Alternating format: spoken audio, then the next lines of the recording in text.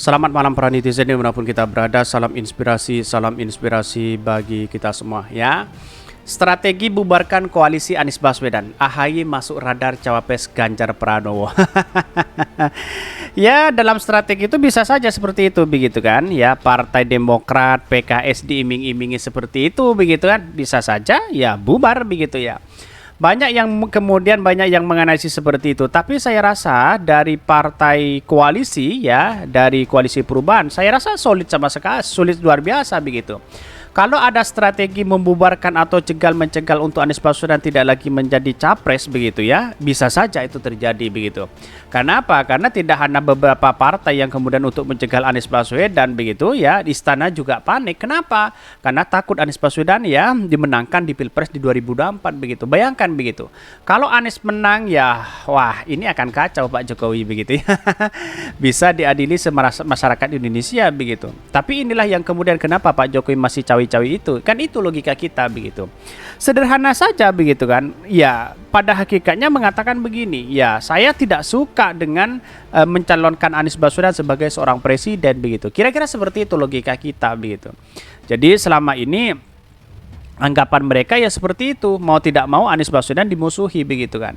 Ya, kenapa Pak Jokowi bisa cawi-cawi kepada Pak Prabowo, kepada Pak Ganjar? Ya, pada hakikatnya kalau katakan secara detail, saya tidak suka kepada Anies Baswedan. Kira-kira seperti itulah narasinya begitu kan.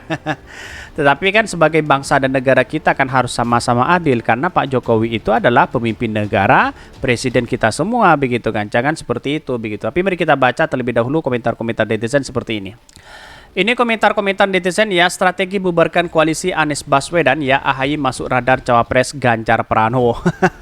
Sangat luar biasa sekali ya. Ini bahkan banyak komentar dari netizen begitu ya. Mulai dari kemarin isu ini dinaikkan oleh media karena isu survei sudah tidak mempan, sepertinya ada kepanikan dari Partai Emak Benteng. Pihak sebelah sudah sangat stres melihat dukungan rakyat terus membesar untuk Pak Anies Baswedan. Bisa saja seperti itu begitu kan. Ya dicegal sana sini ya, yang ditakuti itu Anies Baswedan, mau tidak mau Partai Demokrat harus menjadi wakil ini demi cegal Anies Baswedan. Kan kira-kira begitu begitu. Kalau ini Partai Demokrat dibiarkan begitu ya, koalisi perubahan dibiarkan semakin besar. Wah, ini tidak bendung lagi. Artinya apa? Melihat dari ada kaitannya dengan survei tadi, bisa saja surveinya itu adalah Anies Baswedan yang menang, tapi yang ditampilkan ke publik itu adalah Pak Ganjar. Bisa saja sebaliknya seperti itu begitu kan. Maka kalau surveinya memang benar Pak Ganjar posisi di atas, ngapain kita panik? Begitu kan, begitu logikanya begitu ya. Kalau hal ini benar adanya, namanya pertontonkan publik menghalalkan segala cara. Contoh buruk di era demokrasi, betul begitu ya. Jadi melihat masyarakat sekarang itu cerdas begitu ya. Tidak hanya melihat cawi-cawi sana sini begitu kan. Karena netizen sudah lebih cerdas daripada mungkin ya, kita lihat saja bagaimana orang-orang yang kemudian bermanuver sana sini begitu ya. Ini semua itu tergantung dari Ketua Umum Partai Demokrat. Apakah beliau akan tergiur dengan iming-iming jabatan wapres atau beliau tetap istiqomah berdiri di barisan koalisi perubahan ya, wallahu a'lam. Mungkin kalau partai kader-kadernya menginginkan terima saja Pak Hayi, terima saja keluar dari koalisi perubahan. Bisa saja itu terjadi bisikan-bisikan seperti itu begitu. Tapi yang namanya iman masih kuat, etika Partai Demokrat dipertaruhkan di situ begitu kan. Konstituen yang di bawah banyak menginginkan Anies Baswedan. Sudah banyak yang berfoto menyebar ya, para caleg berfoto dengan Anies Baswedan begitu. Artinya apa? Artinya etika di sinilah yang kemudian dipertahankan oleh AHY. Saya kira melihat realitas ini sangat baik begitu ya. Jadi jangan tergiur masalah hal-hal seperti itu begitu kan. Masalah soal kalah dan menang itulah demokrasi kita begitu ya. Semakin terlihat betapa dukungannya terhadap Anies Baswedan sangat kuat, sampai pihak sebelah mati-matian menjegal. Survei tidak mampan, jalur MK dan MA belum ada putusan ya. Politik pecah belah pun dimulai dilakukan ya. Tetapi mari kita baca terlebih dahulu beritanya seperti ini. Ini beritanya, strategi bubarkan koalisi Anies Baswedan ya, AHY masuk radar cawapres Ganjar Pranowo. Menarik sekali begitu ya. Dikutip dari Gelora, Ketua DPP Partai Demokrasi Indonesia Perjuangan PDP Puan Maharani malah menyebutkan jika Ketua Umum Partai Demokrat Agus Harimurti Yudhoyono juga masuk dalam radar kandidat cawapres pendamping Ganjar Pranowo. Namun AHY masuk dalam 10 kandidat capres yang sebelumnya diklaim ada 8 kantung ya. Ketua Umum PDP Megawati Soekarno Putri. Ya, saya rasa tidak mungkin lah Pak AHY. Karena apa? Karena Megawati dengan SBY ya masih bersinergi dalam sebuah sejarah dari 10 tahun yang lalu begitu ya. Selain AHY, Puan juga mengungkap beberapa tokoh non-partai yang saat ini memiliki jabatan sebagai menteri di Kabinet Indonesia Maju. Ya, nama-nama yang diungkap Puan diantaranya malah Menteri Koordinator Bidang Politik Hukum dan HAM ya, Keamanan ya Mahfud MD, Menteri BUMN Erick Thohir ya, Menteri Prawisata ya Sandiaga Uno, ya Menteri Koordinator Bidang Perekonomian Airlangga Hartarto dan Ridwan Kamil. Inilah yang kemudian masuk dalam bursa itu. Tapi saya rasa ini kan sikap dari Partai Golkar masih belum jelas siapa wakilnya begitu ya.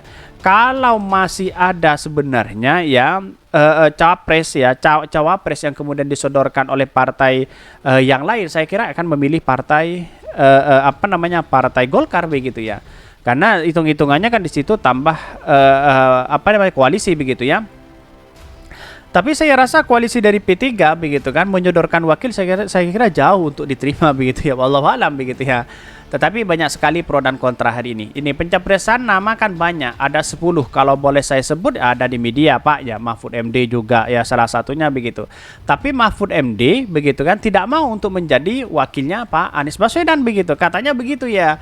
Tetapi saya lihat bahwa dia akan memilih dengan rasional begitu ya. Kalau di kemungkinan benar ya siapa yang tidak mau dengan Pak Mahfud begitu ya. Atau Pak Mahfud bisa memilih di situ mungkin. Ini kan masih laku sebenarnya Pak Mahfud begitu ya. Kalau tidak laku mungkin tawaran Anies Baswedan mungkin akan diterima begitu ya. Tetapi kita lihat saja daripada kalah yang mending tidak usah nyapres, kan begitu logika Pak Mahfud. Itu sangat rasional sekali begitu ya. Bahkan ya ini Puan menyebutkan nama-nama yang diungkap masuk dalam peta kandidat cawapres PDP. Dia pun mengatakan seluruh kandidat yang ada diungkap ya seluruh kandidat yang diungkap ya memiliki kelebihan yang patut kita pertimbangkan. Bahkan ya dia mengatakan bahwa ya kalau boleh saya sebut nama itu dari semua tentunya punya kelebihan yang nantinya akan dipertimbangkan dan kemudian apakah itu bisa bekerja sama dengan calon presiden dari PDP Perjuangan sesuai dengan visi misi cita-cita dan sebagainya. Puan juga menyebutkan bahwa nama-nama tersebut akan ditentukan pada waktu yang tepat. Oleh karenanya, dia akan menimbang 10 kandidat cawapres yang telah dikantongi partainya. Jadi nama tetap ditentukan nanti tapi belum hari ini. Jadi masalah menimbang nama-nama yang ada tandasnya.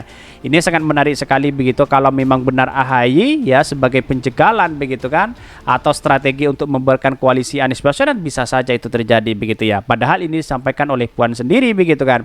Tetapi jangan sampai dari kader-kader Demokrat ya, jangan sampai tergiur dengan narasi-narasi komunikasi seperti ini begitu. Bisa saja ini jebakan Batman kan begitu ya. Jebakan Batman itu sangat luar biasa sekali begitu, tidak ada tandingannya begitu. Kita lihat saja perkembangan waktu ya, politik kita begitu masih dinamis begitu. Ada pro dan kontra di situ. Bahkan AHY digadang-gadang menjadi salah satu wakil dari Anies Baswedan, dari Pak Ganjar, bahkan ya Demokrat bisa PK Muldoko dan sebagainya begitu kan. Itulah narasi-narasi yang dibangun oleh mereka begitu. Bagaimana ya narasi kita digembor-gemborkan kepada Anies Baswedan terlebih dahulu untuk apa? Untuk ya melakukan satu elektabilitas agar elektabilitas Anies turun, bisa saja seperti itu begitu. Jadi masih banyak situasi dan kondisi kita kalau kita melihat bahwa ya politik ya seperti itu begitu, bermanuver sana sini, komunikasi dibangun, survei opini dibangun begitu ya, agar masyarakat mengikuti pola-pola mereka. Tapi kalau orang-orang yang cerdas tidak mungkin mengikuti seperti itu begitu. Kira-kira seperti itu begitu. Mungkin itu yang kami sampaikan ya. Tonton terus channel Khodari Podcast Rakyat ini karena berita-berita menarik dan viral setiap harinya. Salam para netizen, salam inspirasi bagi kita semua. Jangan lupa di subscribe channel YouTube Khodari Podcast Rakyat ini.